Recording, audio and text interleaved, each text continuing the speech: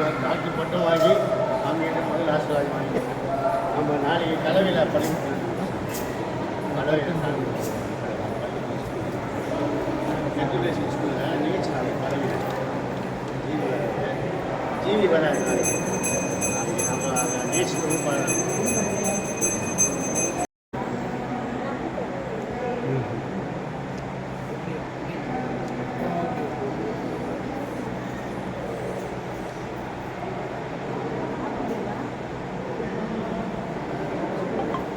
கவுண்டரில்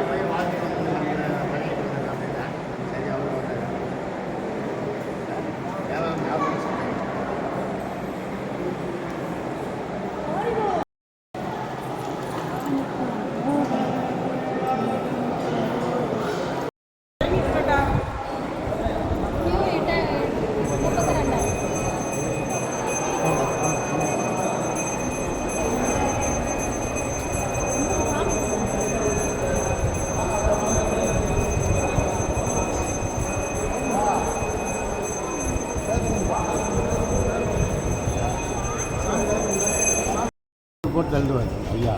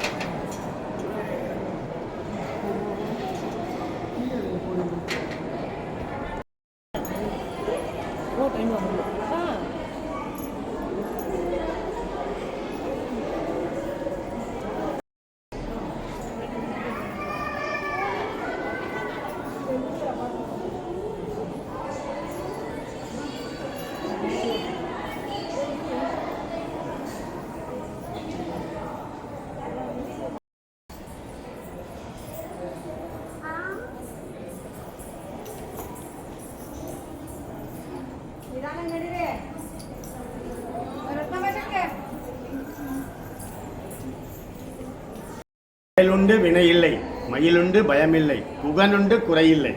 என் பெயர் கவிஞர் லட்சுமிபதி வேலூர். இப்போது நான் நின்று இந்த இடத்தில் பேசுவது ரத்னகிரி பாலமுருகன் அடிமை சந்நிதியிலிருந்து.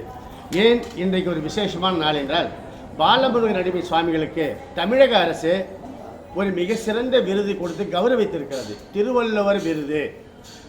1980 முதல் இந்த இடத்தில் பல்வேறு ஆண்டுகள் தொடர்ந்து பள்ளி பிள்ளைகளுக்கு, கல்லூரி பிள்ளைகளுக்கு திருக்குறள் ஒப்புவித்தல் போட்டி, கட்டுரை போட்டி, பேச்சு போட்டி, கவிதை போட்டி என்று பல்வேறு போட்டிகள் நடத்தி நிறைய ஏறக்குறைய 3 லட்சம் ரூபாய் அளவிற்கு ஒரு ஆண்டிற்கு அவர் பள்ளி பிள்ளைகளுக்கு கொடுத்து திருக்குறளுடைய வளர்ச்சிக்கு அரும்பாடுபட்டவர் நமது சுவாமிகள்.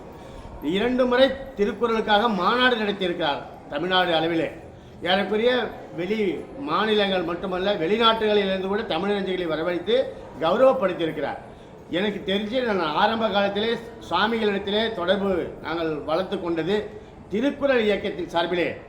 திரு குன்றக்குடி அடிகளார் அவர்கள் இந்த இடத்திலே பல மாநாடுகள் நடத்தினார், கூட்டங்கள் நடத்தினார்.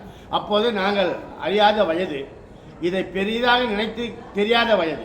ஆனால் என்னை அந்த காலத்திலே புலவர் கன்னியப்பன் என்கின்ற ஒரு அருமையான நண்பர், அவர் திருக்குறள் பித்தர், அவர் என்னை அழைத்து வந்து சாமியிடத்தில் அறிமுகப்படுத்தி குன்றக்குடி அடிகளாருடைய பக்கத்திலே இருந்து இதே மண்ணிலே பேசுகிற வாய்ப்பு கிடைத்தது. அதிலிருந்து நானும் திருக்குறள் பைத்தியமாக பித்தனாக மாறியது உண்மை.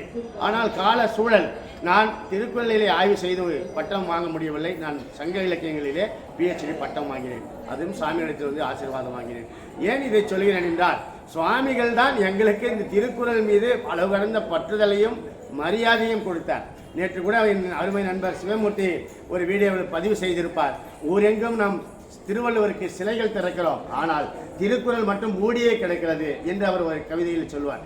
ஆக அப்படி திருக்குறளுக்கு உலக அளவிலே பெருமைகளையும் அந்தஸ்தையும் சேர்க்க வேண்டும். மாணவ பருவத்திலே பிள்ளைகள் திருக்குறள் படிக்க வேண்டும். வெறும் மதிப்பெண்ணுக்காக மட்டும் திருக்குறள் படிக்காமல் வாழ்க்கைக்காக படிக்க வேண்டும் என்பதை சுவாமி அடிக்கடி சொல்வார். அதற்காக மாநாடுகள், பயிற்சி பள்ளிகள், பயிற்சி பாசறைகள், பல்வேறு புலவர்களை அழைத்து வந்தெல்லாம் பட்டிமன்றங்கள் நடத்தியிருக்கிறார். ஆண்டுதோறும் இங்கே பேச்சு போட்டி மிக சிறப்பாக நடைபெறும்.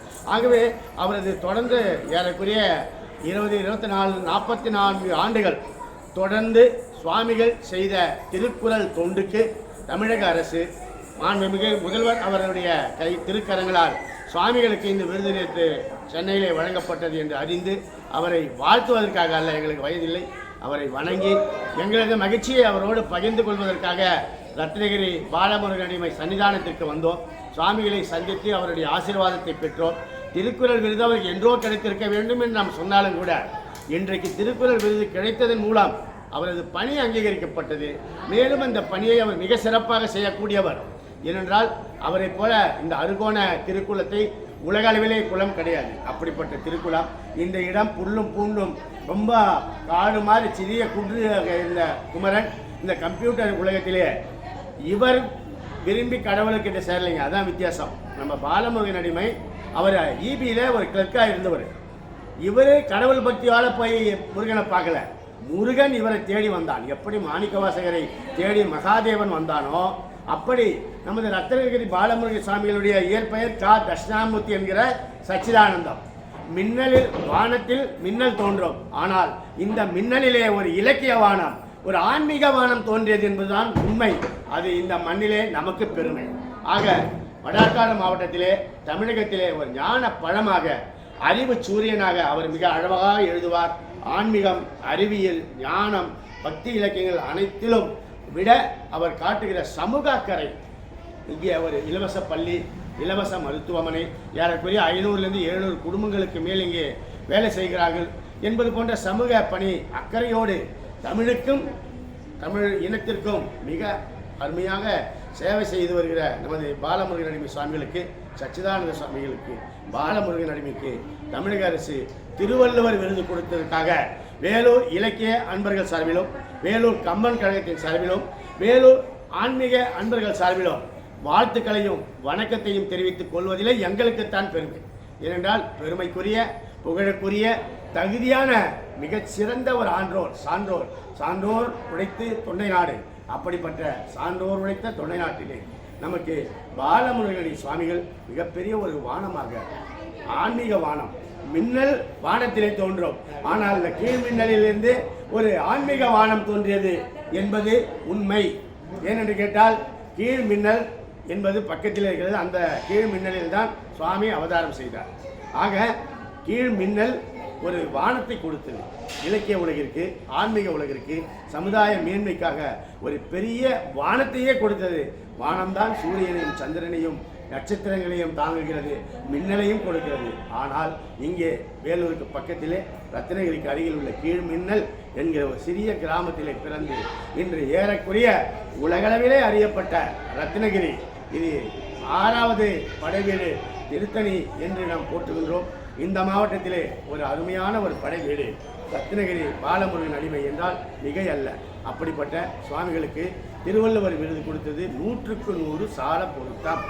பெருமைக்குரியவர் நம்ம சுவாமிகள். அவர் திருவடிகளை வணங்கி இந்த பரிசுக்கு, விருதுக்கு தமிழக அரசுக்கும் நன்றி தெரிவித்து சுவாமிகளுக்கும் மீண்டும் வணக்கத்தை தெரிவித்துக் கொள்கிறேன். நன்றி, வணக்கம். லட்சுமிபதி, வேலூர்.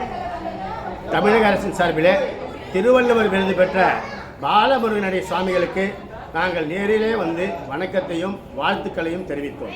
ஏனென்று கேட்டால் 1980லிருந்து ஏறக்குறைய 44 ஆண்டுகள் திருக்குறளுக்காக அரும்பணியாற்றி வருபவர். மாணவர்கள் பருவத்தில் இருப்பவர்களுக்கு திருக்குறள் பதிய வேண்டும் என்பதற்காக பேச்சு போட்டி, கவிதை போட்டி, நாடக போட்டி, ஒப்புவித்தல் போட்டி நடத்தி நிறைய பரிசுகள் 3 லட்சம் ரூபாய்க்கு மேலே ஆண்டுக்கு கொடுத்து வருகிறார். 2 முறை இங்கே தமிழுக்கு திருக்குறளுக்கு மாநாடு நடத்தியிருக்கிறார். ஆரம்ப காலத்திலே திரு குன்றக்குடி அடிகளார் அழைத்து வந்து இங்கே மாதந்தோறும் திருக்குறள் நிகழ்ச்சி நடத்தியவர் சுவாமி. அவர் மூலம் தான் எங்களுக்கெல்லாம் திருக்குறளுக்கு ஒரு ஈடுபாடு வந்தது. அப்படிப்பட்ட சுவாமிகளுக்கு தமிழக அரசு விருது கொடுத்தது. தமிழக அரசுக்கும் நன்றி. சுவாமிகளுடைய திருவடிகளுக்கும் நன்றியும் வணக்கத்தையும் வாழ்த்துக்களையும் இலக்கிய நண்பர்கள் சார்பிலே, வேலூர் மக்கள் சார்பிலே நேரிலே தெரிவித்து நாங்கள் வாழ்த்து பெற்றோம். சுவாமிகளுக்கும் எங்கள் வணக்கம். அடியவர் இச்சையில் எவை உற்றன அவை தருவித்து அருள்வாய் பெருமானே என்றார் அருணகிரிநாதர். அப்படி இவர் நினைத்தார். யார்? பாலமுருகன் அடிமை நினைத்தார். முருகனுக்கு மலை மேலே குன்றின் மீது அழகான கோயிலை எழுப்பினோம். கீழே அழகான ஒரு திருக்குளம் அவருக்கு ஏற்பாடு செய்ய வேண்டுமே என்பது இந்த அடியவருடைய ஆசை. அடியவருடைய ஆசையை எத்தனை ஆண்டுகள் காக்க வைத்தாலும் கந்தன் செய்து கொடுத்தார். நீங்கள் பாருங்கள், இதை ரத்னகிரி குன்றின் அடிவாரத்திலே இருக்கின்ற இந்த திருக்குளம் சுவாமிகள் அரும்பாடுபட்டு அவருடைய கனவொன்று நிஜமானது என்று ஒரு கூட்டத்திலே கூட நான் சுவாமிகளத்திலே சொல்லியிருக்கின்றேன். ஆக அவர் நீண்ட நாள் கனவு என்ன கனவு? கந்தனுக்கு ஒரு திருக்குளம், கந்தனுக்கு இந்த திருக்குளத்திலிருந்து திருமஞ்சன நீர் எடுத்து செல்ல வேண்டும். அருகோண வடிவிலே இந்த திருக்குளம் ஏறக்குறைய தமிழகத்திலே முருகன் ஆலயங்களிலே இப்படிப்பட்ட திருக்குளம் இல்லை என்பதை உறுதியாக சொல்லலாம். மிக சுத்தமாக, மிக அருமையாக நீங்கள் மாலை நேரத்தில் இந்த திருக்குளத்தை பார்த்தால் ஏதோ நம்ம கந்தலோகத்திலே இருக்கின்ற மாதிரி, முருகப்பெருமான் ஏதோ பக்கத்திலே இருக்கிற மாதிரி, வள்ளிதேவியானோடு இருந்து நம்மை அருள்வாளிக்கின்ற மாதிரி ஒரு ஃபீலிங் வரும். அப்படி சாயங்காலத்தில் வந்து நீங்கள் இதை அனுபவிக்கணும். அனுபவித்து இதை முருகனுடைய அருளை பெற வேண்டும். இந்த முருகன் அருளை மக்களுக்கு கொடுப்பதற்காக தன்னை அர்ப்பணித்து கொண்டவர் இந்த மண்ணிலே பிறந்தவர். பக்கத்தில் இருக்கின்ற கீழ்மின்னலில் கிராமத்திலே பிறந்து இங்கே பெரிய அளவிலே வளர்ந்து அவர் ஒரு அரசு பணியிலே இபி எலக்ட்ரிசிட்டி டிபார்ட்மெண்ட்டிலே அவர் பணியாற்றினார். ஆனாலும் கூட கந்தனுடைய ஆசை, முருகப்பெருமானுடைய ஆசை, சுப்பிரமணியனுடைய ஆசை, இந்த கந்தனுடைய ஆசை என்ன ஆசை? இவரை அடிமைப்படுத்த வேண்டும், இவரை ஆட்கொள்ள வேண்டும். எப்படி மாணிக்க வாசகரை ஆட்கொண்டு தமிழ் பணி, ஆன்மீக பணி, சைவ திருப்பணி செய்ய பெருமானே சிவபெருமானே ஆசைப்பட்டாரோ அப்படி முருகப்பெருமானே ஆசைப்படுகிறார். இதோ ஒரு சச்சிதானந்தம் என்கிறவர் கீழ்மின்னலிலிருந்து அலுவலகத்துக்கு போய் கொண்டிருக்கிறார் சைக்கிளில். அவரை நிற்க வைத்து மேலே குன்றின் மீது ஒரே ஒரு வேல், ஒரு பாழடைஞ்ச நிலையில் இருந்த ஒரு சின்ன கோயில், அந்த கோயிலிலே முருகன் இருக்கிறான் சிலையா. அவன் நினைக்கிறான், முருகன் இந்த சச்சிதானந்தை ஆட்கொண்டால் என்ன என்று நினைத்தான். உடனே இவர் சைக்கிள் விட்டார், மேலே போனார். அங்கே போன பேண்ட் ஷர்ட் போட்டுன்னு பண்ணுவோம் சார் ஆஃபீஸுக்கு. நினச்சி பாருங்கள், இது கலியுகத்தில் நடைபெற்றது. இந்த கணினி காலத்தில், இந்த விஞ்ஞான உலகத்தில் நடைபெற்றது. இவர் நேராக மேலே போகிறார். இந்த குன்றின் மேலே முருகனுக்கு பார்த்தா கட்டுறதுக்கு துணி கூட இல்லை. தான் போட்டிருந்த அந்த சட்டியும் அங்கே பக்கத்தில் இந்த வேட்டி கிழிச்சு இவர் அன்றைக்கிலே ட்ரெஸ்ஸு எல்லாத்தையும் போட்டு வெறும் இடுப்பில் கோவணம் கட்டிக்கினார். அன்றைக்கு கட்டின கோவணம் 50 வருஷத்துக்கு மேலே அவர் மார்ச் மாதம் அவர் மெய்ஞானம் பெற்றார். அது வரைக்கும் இல்லை, இன்றைய வரைக்கும். நேற்று முதல்வரிடத்தில் அவர் விருது பெறுகிற போது கூட அவர் அந்த கோலத்தை மாற்றிக்கொள்ளவில்லை. ஏனென்றால் முருகன் தந்த அருள், முருகன் அவரை ஆட்கொண்டு இந்த கணினி காலத்திலே இப்படிப்பட்ட அறப்பணிகளை, ஆன்மீக பணிகளை, அன்னை தமிழுக்கு பணிகளை, திருக்குறள் விருது வாங்கியிருக்கிறார். இன்று உலகம் அவரை பாராட்டுகிறது. ஆனால் இந்த திருக்குளத்தை பற்றி நாம் சொல்வதற்கு காரணம், அழகான திருக்குளம், 6 முகங்கள் முருகப்பெருமானை நினைவுபடுத்துகிற மாதிரி ஒவ்வொரு மூலையில் அந்த முகத்திலே அருகோண வடிவிலே போய் நின்றால் திருச்செந்தூர் ஞாபகம் வரும், பழனி ஞாபகம் வரும், திருப்பரங்குன்றம் ஞாபகம் வரும், சுவாமிமலை ஞாபகம், பழம்புதிர்ச்சோலை ஞாபகம், திருத்தணி ஞாபகம். ஆக 6 படை வீடுகளின் ஞாபகமும் இந்த திருக்குளத்தில் வந்து ஒவ்வொரு அந்த ஒரு கோணத்தில் நின்றால் உங்களுக்கு அந்த காட்சி கிடைக்கும். நினைவுகளை நீங்கள் சுமந்தபடி கந்தனுடைய அருளை பெற்றபடி நாம் மலை விட்டு புறப்படுகிற போது முருகனுக்கு அரோகரா, ரத்னகிரி முருகனுக்கு அரோகரா, ரத்னகிரி முருகனுக்கு அரோகரா என்று நாம் முழக்கமிட்டு தான் அங்கிருந்து வெளியே வர வேண்டும். இத்தனைக்கும் காரணம் முருகப்பெருமான் இவரை நமது பாலமுருகனுடைய ஆட்கொண்டு இந்த கணினி காலத்திலே அவர் விரும்பி வந்து ஆட்கொண்டு முருகன் இவருக்கு அருள்காட்சி கொடுத்து இவரை ஆட்கொண்டது கணினி காலத்தில் கண்கூடாக நடைபெற்ற ஒரு விஷயம் என்பதிலே இந்த மண்ணுகளில் இருக்கின்ற நமக்கு எல்லோருக்குமே பெருமை என்று சொல்லி இந்த பதிவை நிறைவு செய்கிறேன். நன்றி, வணக்கம். லட்சுமிபதி, வேலூர். இன்று நீங்கள் பார்த்து கொண்டிருப்பது, தரிசனம் செய்து கொண்டிருப்பது ரத்னகிரி பாலமுருகனுடைய அடிமை சுவாமிகள் எழுப்பியுள்ள அருகோண வடிவ திருக்குளம். தமிழ்நாட்டிலே எங்குமே இப்படிப்பட்ட அழகிய திருக்குளத்தை பார்க்க முடியாது. மாலையிலே இதை திறந்து வைக்கின்ற அந்த அற்புத காட்சி உங்கள் நெஞ்சை எல்லும்.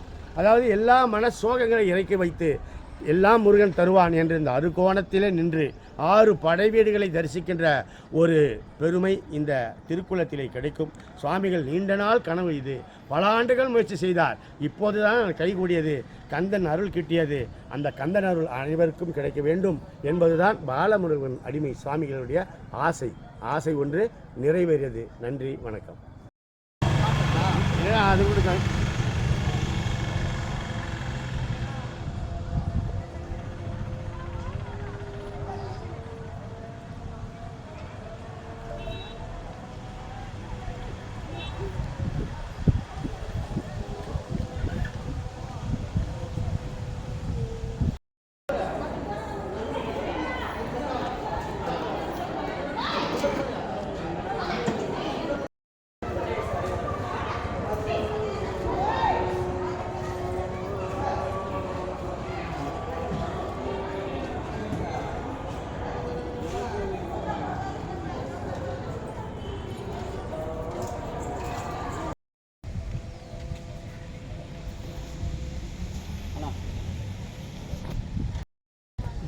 ஓ